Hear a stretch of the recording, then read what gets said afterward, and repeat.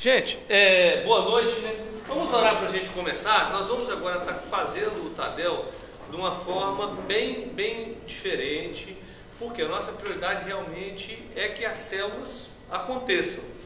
E essa viagem nossa até Fortaleza foi muito boa, que a gente viu realmente igrejas que estão dando certo e que trabalham nessa visão e que estão crescendo numa velocidade muito grande. Então a gente quer seguir agora a receita como eles fazem. Então de 7h30 até as 8h, enquanto está acontecendo o louvor, os líderes, nós estaremos aqui trazendo uma mensagem, e essa mensagem ela vai ser justamente, nós não vamos discutir programação de célula não, nós vamos motivar a liderança. Então eu vou começar comigo hoje. A minha ideia é colocar os líderes para a gente motivar. Para quê? Porque vocês é que vão fazer a coisa acontecer, vocês é que são os líderes. Então vocês têm que estar realmente enganjados na visão, enganjados no projeto, no propósito da célula. Aí a coisa vai acontecer. Então tudo começa com vocês. E lá na Igreja da Paz em Fortaleza, a gente viu que o Tadel é na terça-feira. Então de 7h30 até as 8h10, os líderes, que são os supervisores, com o pastor de rede, eles fazem esse momento e depois vão para a grande celebração da célula, né? Então hoje, gente, vamos orar para a gente começar? Pai, eu quero te agradecer, Pai, por essa noite, por cada líder que está conosco, cada líder, ó Pai, que se comprometeu, que está comprometido, ó Pai, que está aqui, ó Pai, porque realmente está comprometido com a visão que o Senhor tem nos dado, ó Pai. Ó Pai, eu quero agradecer por cada um, pedir que o Senhor os abençoe, em nome de Jesus. Amém. Gente, domingo nós falamos sobre Obed-Edom, né?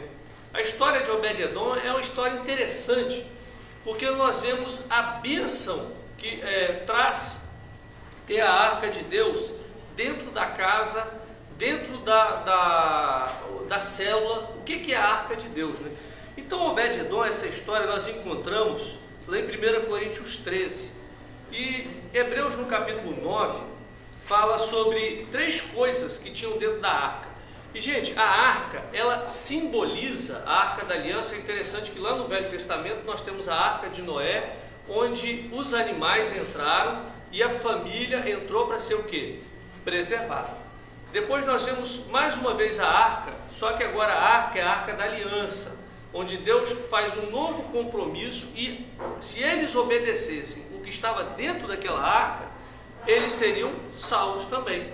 Então dentro da arca nós tínhamos a vara de Arão, que floresceu, né? E a vara simboliza justamente o que? A ressurreição e a nova vida. E para nós, gente, nós somos a nova criação que foi gerada na ressurreição de Jesus Cristo. Então, como a vara de Arão, também nós temos essa simbologia. A segunda coisa era o maná, que simbolizava e simboliza o pão do céu. Hoje a igreja é o lugar onde o pão do céu é servido. A palavra, o alimento de Deus, a revelação que cada líder... Gente, você é líder, o líder é um pastor. Nós temos que entender isso, que às vezes nós pensamos que o pastor é quem está lá no púlpito, quem dirige a igreja. Esse é o pastor que nós poderíamos chamar de pastor com P maiúsculo. Mas o líder de célula é o pastor com P minúsculo, é o pastor realmente. E na nossa visão é que você chega a ser um pastor, ordenado como pastor mesmo. Imagina só, a Lili, ela tem a célula dela, ela cuida do rebanho dela. Então imagine que ela começa com 5 pessoas a sua célula. Essas 5 pessoas, a Lili vai cuidar. Ah, faltou numa reunião, a pessoa faltou. E tem líder que a pessoa falta, o líder nem se preocupa, né? Mas o líder, ele tem que pastorear. A pessoa faltou, liga. Às vezes a pessoa está com problema na família, está com problema de saúde. Hoje, por exemplo, o irmão Luiz, ele está lá cuidando do irmão Nelson, que é da célula dele. O irmão Luiz, ele abraçou a família do Nelson. Então ele tem estado, ele tem ido, ele tem cuidado, ele tem feito isso. E esses dias ele estava fazendo um levantamento, nesses 2 anos e meio de igreja, se todas as pessoas que passaram pelo Reviva, todas as pessoas que passaram por essa igreja estivessem, nós teríamos hoje quase 2.000 membros. Teríamos por aí. Gente, agora, imagine, tem como eu cuidar desse pessoal? Tem como eu saber quem é quem está, quem não está, qual é o problema que a pessoa está passando? Não tem. Eu lembro que esses dias eu fui fazer uma visita no hospital, cheguei lá e encontrei um outro irmão da igreja que estava internado, eu não sabia. Então, meu irmão, você tem que avisar, o pastor, ele não queria incomodar. Agora, se eu estou com a célula, se eu estou com o pastor da célula pastoreando, ele está fazendo o quê? Está cuidando. Ele sabe aonde está, ele sabe qual é o problema, ele sabe qual é a necessidade. Então, a revelação vem também através da célula. Na célula nós usamos o quê? Os dons. Os dons, eles são para serem usados. Na célula também, é onde nós vamos orar pela pessoa, nós vamos receber a palavra de Deus, é o maná de Deus. A terceira coisa que tinha na arca eram as tábuas da lei, a revelação. Então, a igreja, aqui nós temos a revelação, na célula nós temos a revelação. Quantas vezes, né, você pega aquele estudo da célula e você começa a fazer o estudo e de repente Deus fala outra coisa e você começa a, não fugindo do assunto, mas Deus vai falando no seu coração e você vai ministrando e você vê as pessoas no compartilhamento falando, ó, realmente parece que você estava adivinhando que eu estava passando por essa necessidade hoje. Ou seja, revelação, meus queridos. Então, quando nós recebemos algo que nós temos que deixar assim bem claro como líderes, que nós temos que enfatizar tanto no culto como na célula, é que quando a pessoa abre a casa dela, ela está fazendo como Obed-Edom. Obed-Edom, ele foi um abençoado. Eu fico imaginando essa história, pensa só, a arca vinha, poderia ser a casa de qualquer um que estava perto, mas a casa de Obed-Edom era a casa próxima para receber a arca.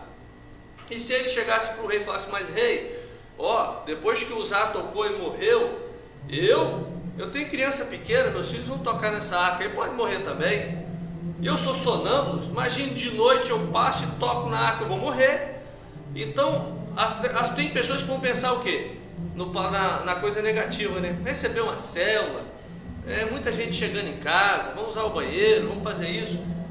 Mas Obed-Edom primeiro ele obedeceu, né? Creio que quando Davi chegou e falou, Obed, a arca precisa ir para algum lugar. Obed-Edom, como já era um levita, ele com certeza ele se sentiu honrado com essa possibilidade da arca ir para a casa dele. Então ele se sentiu honrado, ele abre a sua casa. Interessante, gente, que as bênçãos que vieram foram muito grandes.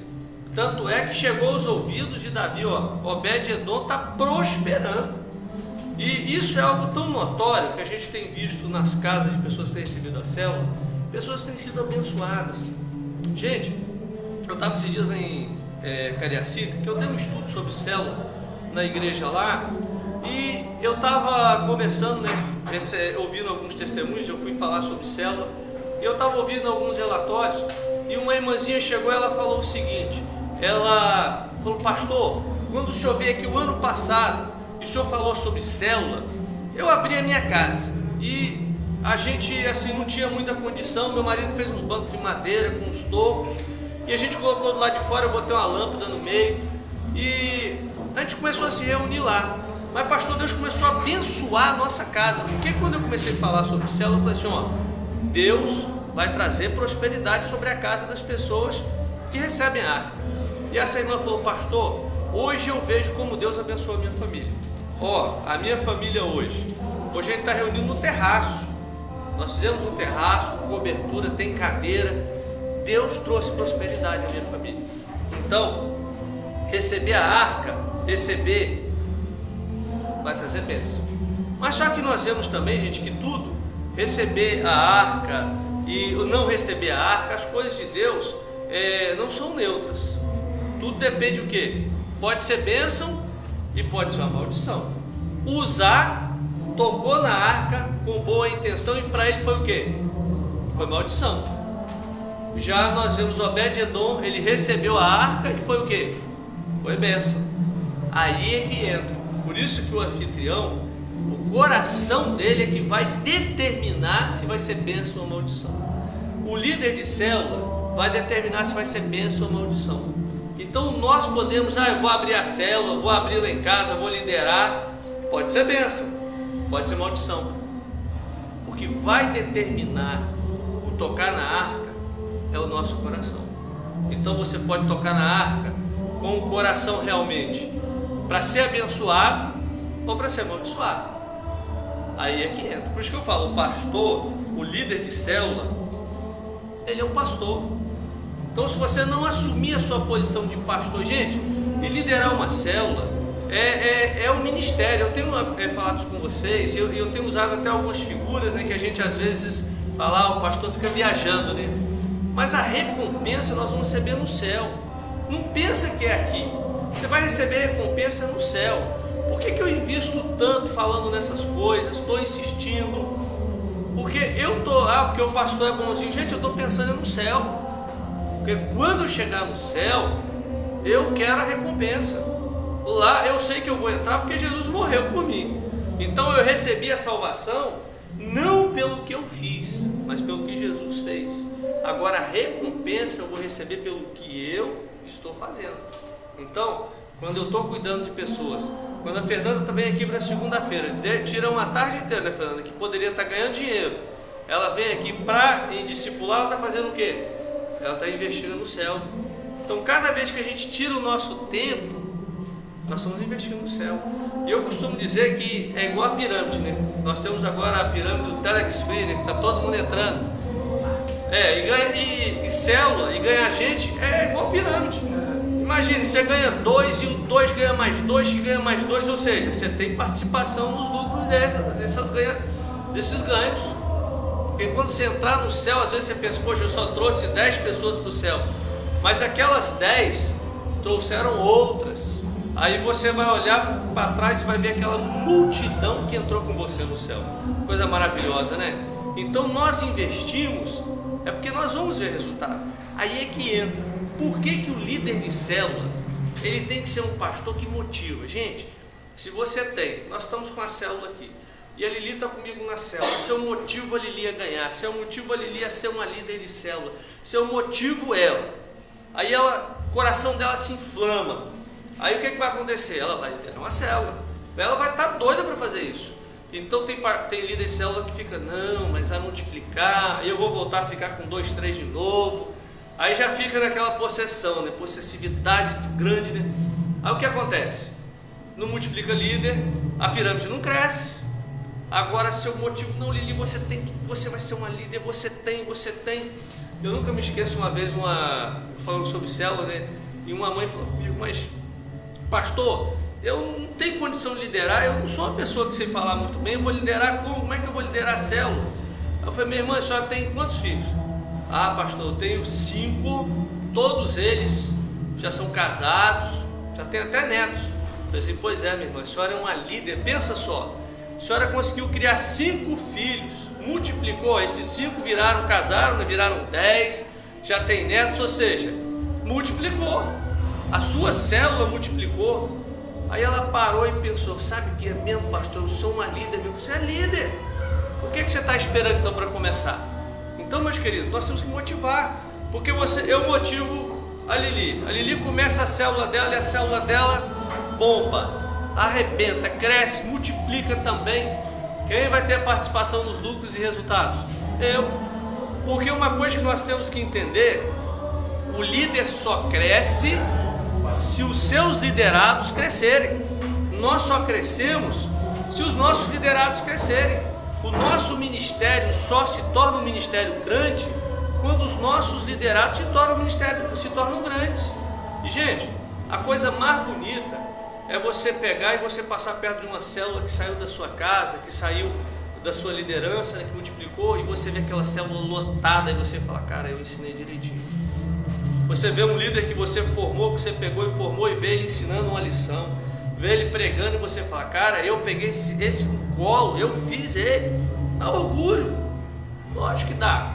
Por quê? Porque você está cumprindo a missão, o propósito, como Jesus fez. Então nós temos que entender que quando nós recebemos a arca, que nós recebemos a missão, nós temos que fazê-la. Nós temos que cumprir esse propósito. Então, Obed-Edom correu risco, pagou o preço de ter a arca em casa, correu esse risco. E ele podia receber porque era um levita. Então nós somos levitas. Pastor, eu tenho essa unção? Tem. Porque Jesus, lê Apocalipse capítulo 1, versículo 6 em diante, diz que nós nos tornamos reis e sacerdotes. Então cada um de nós aqui pode receber a arca, pode liderar uma célula, cada um de nós pode fazer isso, pode pastorear um grupo, Nós temos esse chamado para pastorear. E gente, se eu quero ser um grande pastor, aonde é que eu começo a aprender a pastorear? No pequeno grupo. Quem cuida bem de 5 ovelhas vai conseguir cuidar bem de 100 ovelhas. Então o melhor lugar para começar é onde? É na célula. Imagine agora comigo uma igreja onde a gente comece com células, onde os líderes estão cuidando, pastoreando. Aí uma vez por ano nós multiplicamos. Começou com 5 e até o final do ano esses 5 viraram 10. Beleza, né? Viraram 10. Aí a célula multiplicou. A igreja fez o quê? Dobrou. Pessoas bem cuidadas, pessoas realmente comprometidas.